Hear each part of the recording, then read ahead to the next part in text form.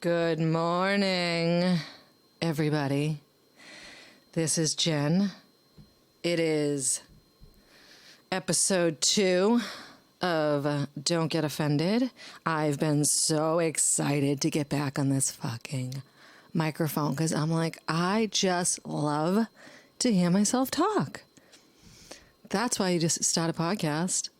I bet you there's one called Loving to Hear Yourself Talk or something like that.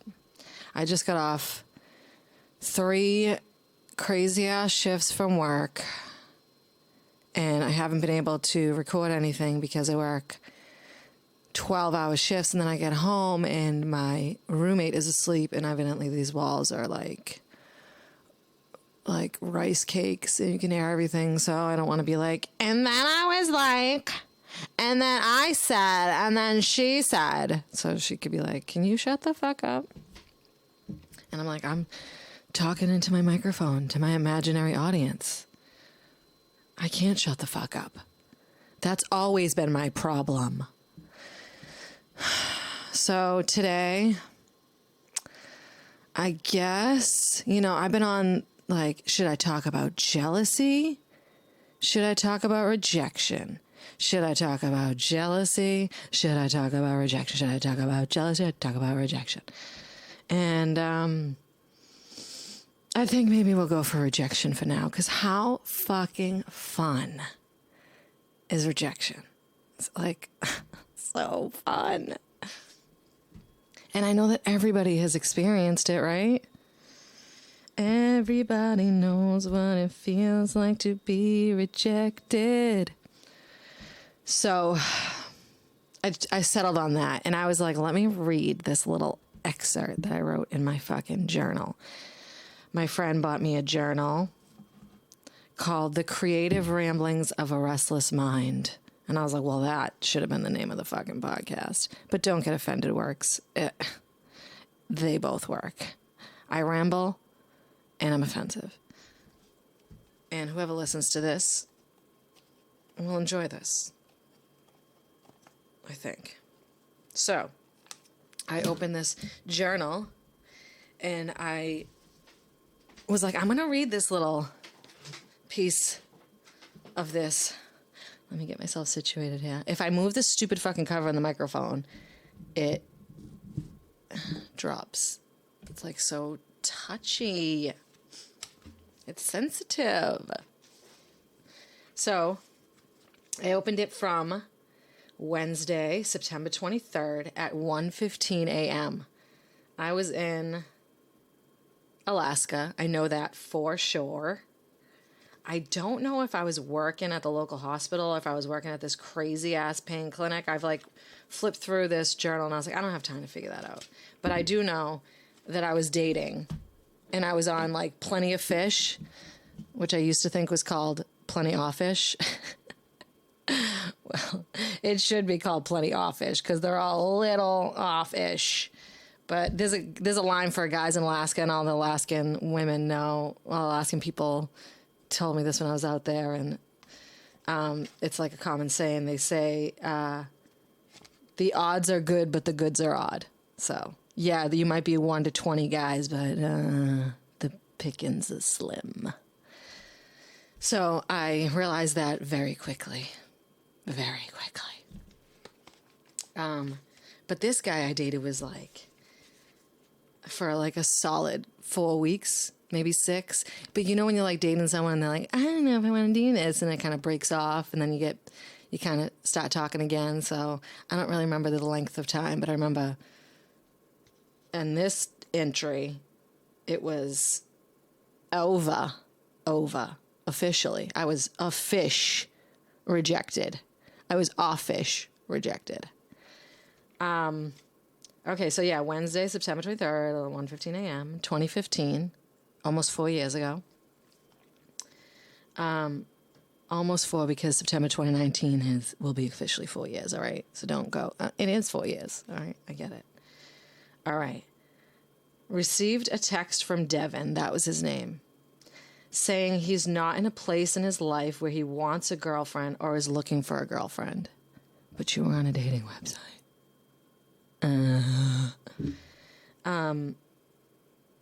he made a statement to me, "You come on too strong. The feeling of being rejected hurt immediately, and it's a familiar feeling. But a few things I know that I didn't always know. I'm worth being cared for. I'm learning to love who I am now. I'm working on giving myself the love I need. Self-love is important because rejection will come and go, but I'm with me all the time. I need to love all of me." Boom. Jenny, you're so cute. I love you. Look at what you wrote. You were 31, 32. And then I wrote hearts on it. Evidently, internally, I'm still 15. That's why I love teenagers so much, because I feel like I am still a teenager. I love the population of teenagers. I like to work with them. I'm not saying I love teenagers. Don't get offended. You know what I mean. I used to work with teenagers, and they're just the best, because they're all such little...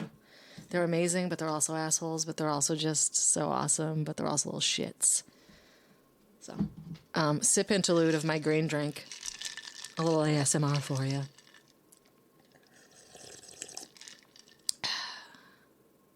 Does that offend you? Does that bother you, the sipping? I know one of my friends, she fucking hates it. So I know she's listening. She's going to be like, "Why did you do that?" She'll be like, "Can you just let me know before you do something like that?" I'm letting you know. I'm sipping it. All right. I'll stop. All right. So I read that because I was going through my notes of the things I wanted to talk about. And I was like, wow, that's, I think that's a sign that I should talk about rejection. And then I'm like, well, where do I start? Where do I start? Do I start my earliest memory of rejection? Do I start in my most poignant rejection? Or where do I begin? I'll just ramble. I'll just give you the creative ramblings of a restless mind. It's creative. That's a ramble. So I was like, when did I first feel rejected?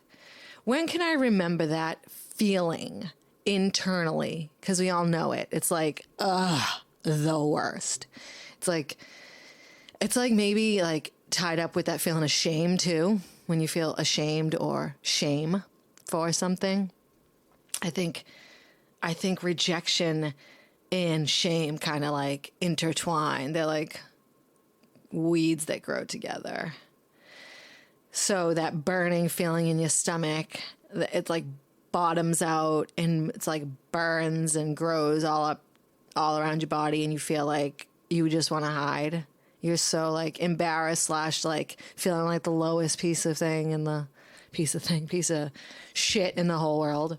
And you're like, I'm never gonna not feel like this. This is the worst. And you feel a lot when you're a teenager. So I'm like, when did I feel that feeling? And I guess my child mind, because we all have the inner child, it's going to come up probably every episode. So fucking get over it. It's just the way it is. We all have a little kid in us still. And you could talk to them. I was like, Jen, it's okay. You're an adult now. You're 36. You're not 5 years old. You're not 14. You're not 20. You're not yesterday's Jen. You're today. So I think I was maybe like 3 or 4 or 5 or 6. I don't know. I was little because I wasn't old enough to really kind of walk around on my own with a group of people. A stupid thing to say. What does that even mean?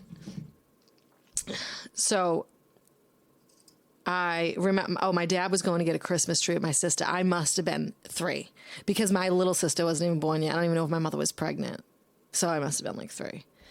And my dad was going to get a Christmas tree with my oldest sister. And he said I couldn't go.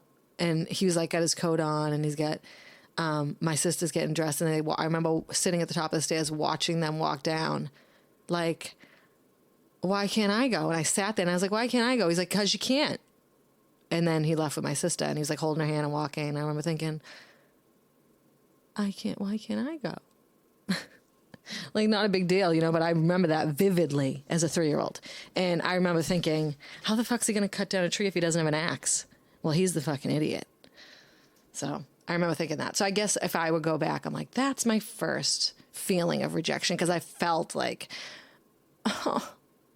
And that, who, it must be tough being a fucking parent. Because imagine being like, you can't go get a Christmas tree, and now your kid's fucking almost 40 years old, talking about how they still remember that.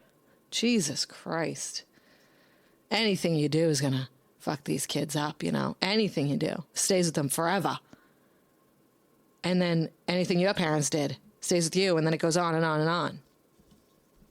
So, yeah, I guess, maybe if he was like, you can't go because there's only one car seat, you need to be in a car, if he explained it took the time to explain it, maybe I wouldn't be sitting with this feeling of shame, and now my whole life's ruined. Thanks, Dad. Thanks. No, just kidding. Don't get offended. My dad will get offended. He'll be like, Jen, why'd you say that? What do you mean, Jen? So maybe now he wouldn't, because now he's like, he's different. He's a grown up now. All right. So that's my first initial feeling of rejection.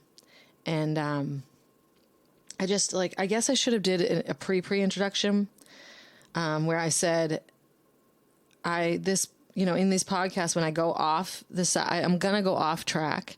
It's just the way it is. But just imagine it like I'm climbing a tree, and I'm branching off in the conversation, but I'm going to come back to the original plan of getting to the top of the tree. But, every once in a while I want to go out and look out in the fucking wilderness and make sure, everything still looks beautiful. And then I get back on track, back into the rejection. Okay. So that's like I said, that was my first. And then I think that, being in elementary school and having like groups of friends, things like that, you've experienced a lot of rejection and jealousy, because you're just starting to understand what it means to like have friends and be friends with people, and the rules of friendship, I guess. And no one really tells you the rules. And I have another memory in third grade where I was good friends with these two girls, these three girls. Two of them were twins, and another one was my neighbor. And they, I guess, decided that, today's the day we just don't want to be friends with Jen. So we got to break the news to her all together. And it was like, I just remember feeling like they came over to me and they're like, Jen, we're not going to be your friend anymore. And I was like, why? And they were like, we're just not. And then they walked away, and I was like, and it was like at recess, and I was like, how am I friends anymore? I think that lasted like a week, but that was, and then I was talking to a girlfriend of mine at the playground, and she was like, my mom said the clouds look like they're going to fall out of the sky. And then I was like, oh my God, the clouds are going to fall out of the sky. What are we going to do? Weird, man. This shit sticks with you, huh? Now the sky is literally falling, the world's falling apart, and we're all like, what are we going to do?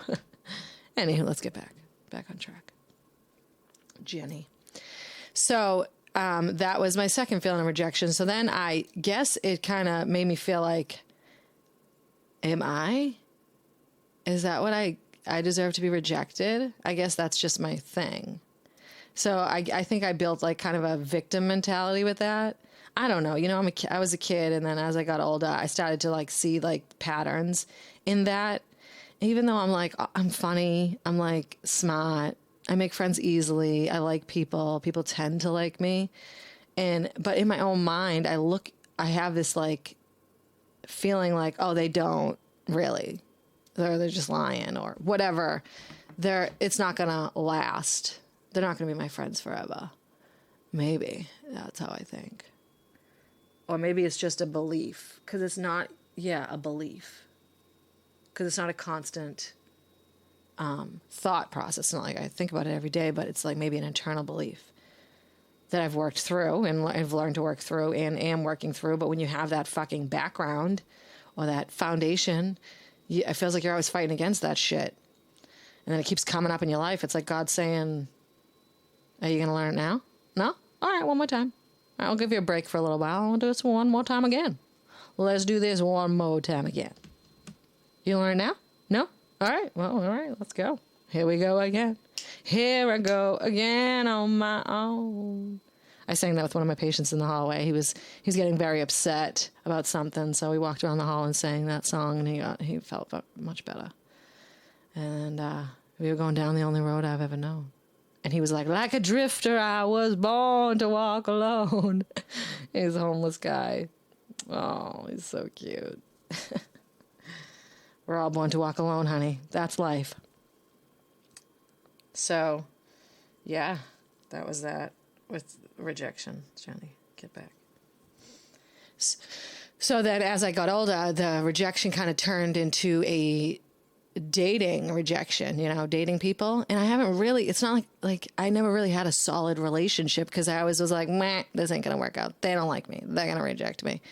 I'm going to move on. And then like Devin said, you come on too strong. And I'm like, do I come on too strong?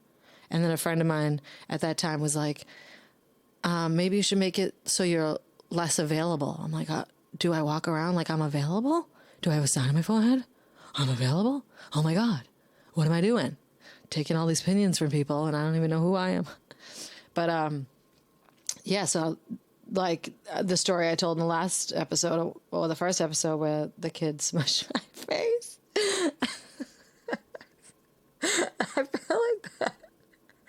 I feel like that was God, like, Jen, learn this lesson already. I don't want to keep hurting you. Oh, shit. But alas, I did not. I did not learn it. I attracted a lot of relationships where I was definitely not put first and felt comfortable there. Like, all right, this feels right.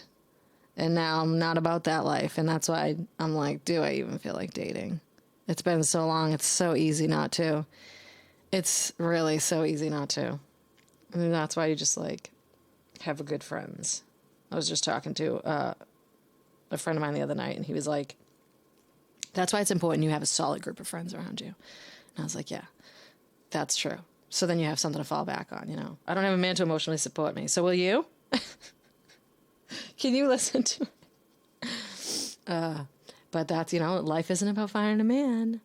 It is not. And sometimes you learn that, some people find, or I don't even say find, because some people attract, whatever the word I'm looking for is, a relationship or a soulmate early on in their life, and they create like a nice stable environment for themselves. And they, they grow and love each other and et cetera, et cetera. I haven't met a couple like that. I don't know who they are, but they're out there somewhere, I imagine. So, yeah. So I think that now I'm like, am I isolating or am I independent? Am I isolating or am I independent? Am I learning about rejection or am I avoiding rejection? Am I learning? Am I avoiding? I like to think I'm learning. It's all a process, right? Peaks and valleys here. We're all on a spectrum. We never know. We think we got to figure it out. We never fucking know. But the bottom line is, and at the end of the day, you don't want to reject yourself.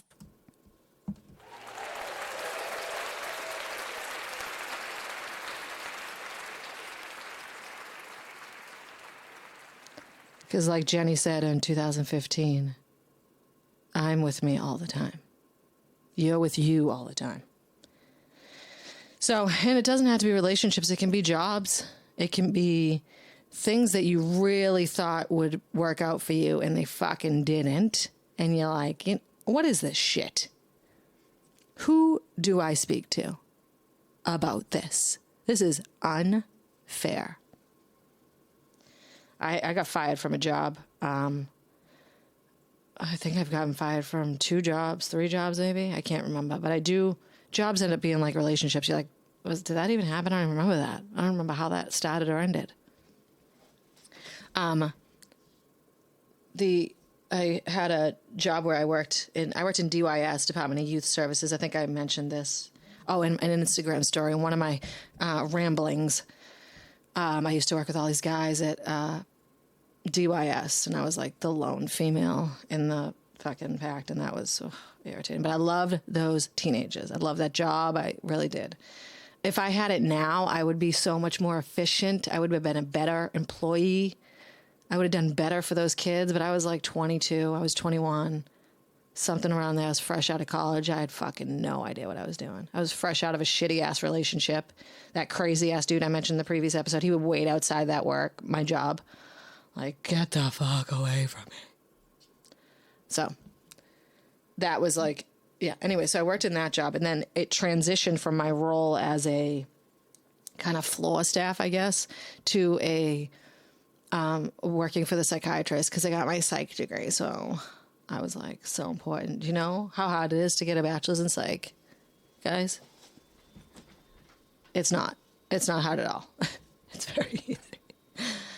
It's very easy. But, and then I transitioned into this job with the psychiatrist, and I worked in a bunch of the programs where all the teenagers were at. And the boss I had was a narcissistic psychopath. I'm not blaming him. I mean, I'm partially blaming him because it was most of his fault. And I worked for that job for 2 years. So I worked for DYS for a total of like 5 or 6 years, but I worked in that position for 2 years. And they sat me down and told me that they just didn't think I was the right fit. I'm like, it's been 2 fucking years. What? Are you breaking up with me? It's been 2 years and you don't think I'm the right fit? You should have known that in the first 6 months. What do you mean? You don't think I'm the right fit? And then they never filled the position after that. So I had to learn that it was really about my boss and his crazy self and not about me, because I was a good employee. But I was like, oh my God, that was the worst, man. I felt so like defeated, rejected. What does life even mean? But I mean, I think back on it, I'm like, God was helping me out, because really the universe was helping me out, whatever, the powers that be, whatever you believe. Because the people I worked with were fucking shit shows. I mean, they were just rude ass people. One of the girls told me, oh, you're going to go to nursing school? You think you want to go to nursing school? You think you could talk the way you talk if you go to nursing school? Because you ain't going to graduate. I'm like, who the fuck? Who the fuck do you think you are? Who the fuck do you think you're talking to? And I was like, listen, I have no fucking problem with you. I don't know why you're so fucking nasty. I'm like, Ron said that you didn't like me from she's like, Ron never said that. I'm like, okay. Ron was my boss. I'm like, why the fuck would I make that up, you crazy person? You're all fucking crazy. I got to get out of here. I used to think I got to get out of there, but I wasn't quitting. Shit. And then I got fired. So I guess it was a sign. Excuse me. Let me take a sip. Guys. So that was that rejection. And then I think one of the biggest, I mean, I guess the pivotal moments of feeling rejected, and now that I'm really talking about it, I'm like, wow, I can remember specific moments in my life where I felt like that, and they're all in like different decades, different parts of my life, and the lessons I learned at those periods. I'm like, oh, I mean, I guess I learned a piece of the lesson. I didn't have the whole puzzle together, because clearly I kept getting involved in the same kind of situations. But now, now in retrospect, you learn. So, yeah, my first kiss was when I was 14, and then he would come to my window every night and make out with me. So cute, George. Oh, I loved him. He used to give me a hickey, and I'd go to school like I was the fucking shit. Like, really? Jesus, we're just so... Look at what I got. You see this thing on my neck? How cute am I? Am I cute? I know. And then he ended up breaking up with me because he found a girl who would have sex with him. He said that she was having sex with him, and she walked around the house naked. And I was like, well, okay then. I was like 15 years old. Like, what the fuck? So, but God rest his soul, because he's dead now. He died a few years ago, and he was really an awesome kid. He didn't know what he was doing either, but R.I.P. George, we love you. So cute. And then after that, I dated this guy when I was 31. I was a nurse already, and I hadn't moved to Alaska yet, so I was 31. And oh my God, I loved him. He was the worst pain. That was the breakup I've felt the most pain from. And I dated him for like 9 months, and 9 months seems to be my go-to time frame. But he was, I think, in my mind, like a real official relationship, because I was a nurse, I had a career, I was 30. I felt like I knew what I was doing, and this was going to work, and I was going to be in a relationship. But he had a kid, and he had just had a terrible loss. The kid's mother passed away, and so he was not in a position to be dating. And I was not in a position to think I could fucking solve any problem, help raise any kid. I don't know what the fuck I was thinking. I was playing pretend, I guess, in my mind. But I guess I just fell for him hard. I just like, and then he would just stop talking to me for like 2 weeks at a time. And then it would come back, and then he would come back, and then we'd start again, and then we'd try to date, and then he'd break up with me, and then we'd try to date, and then he'd break up with me. I'm like, what the fuck? That's what now here I am saying to you that this is what I really thought was a relationship. Bravo. Jen, no, this is what relationships are. No, this is it. You're going to work through this. This is it. They reject you. They treat you like shit. Then they come back. That's how it works. Duh. Duh. And then eventually, I'm telling you, he would even talk to me up until like recently, up until like 2 months ago. So I had to just completely cut all that off, because it's like, and you're engaged to someone else now. So it is time to move on. You didn't want it. You don't want me. You didn't want it to work out. And now I'm like, wow, 5 years ago, I'd have been like, okay. And I remember that broken heart. I was like, oh my God. This is the worst pain I've ever felt in my whole life. And my friend I was in school. I was in my last year in school. We were doing finals. Yes. And then I was a nurse. We dated into when I became a nurse. Yeah. Because I remember that's when I was like, how am I supposed to study for finals? I can't even think straight.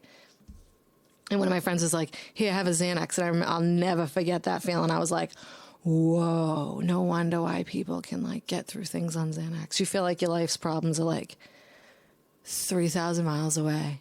You're like, yeah, that hurts over there, but it's not like, it doesn't hurt here close to my heart. So I can do something.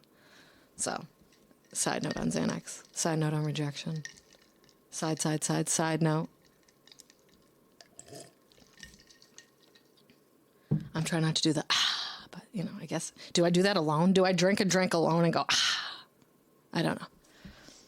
So yes, rejection, guys, it isn't fun. It is tied in with jealousy, but I didn't even get into jealousy because I went off about being rejected and the lessons it's teaching you.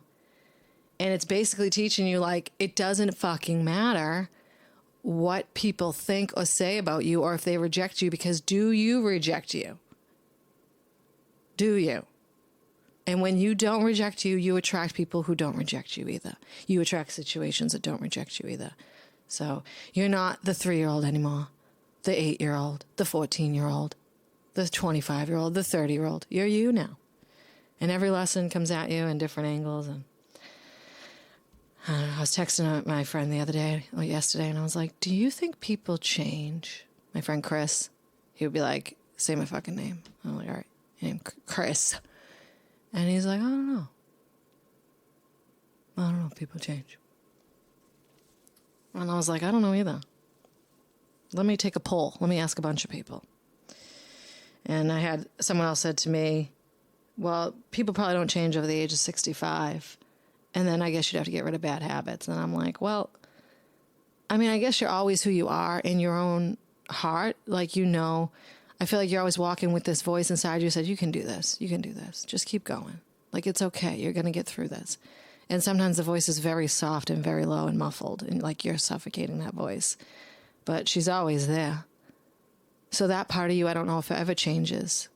But I think that if you experience something in your life where you see your whole world differently and your whole life is changed, then I think it's inevitable that you change. You will always be, the goodness in you will always be there, but maybe the way you move through life changes. And I guess your definition of changing, or what it means to change, it matters if you're asking that question. What do you mean by it? Do you mean, am I going to go from a generous person to a fucking asshole? I mean, no, I don't think that. I think that's too, like, superficial to say something like, oh, people don't change. Oh, yeah, maybe people don't in deep down change, but like their soul doesn't change, but they grow and evolve. And maybe that's what change means. And once again, I don't know shit. If I said anything offensive, I don't even think I was offensive today. But you never know with people. You never know. Sometimes people get offended. Oh, I wonder if I can open my email because I have an email now that you can email me. And I believe it's areyouoffended@gmail.com. How perfect is that?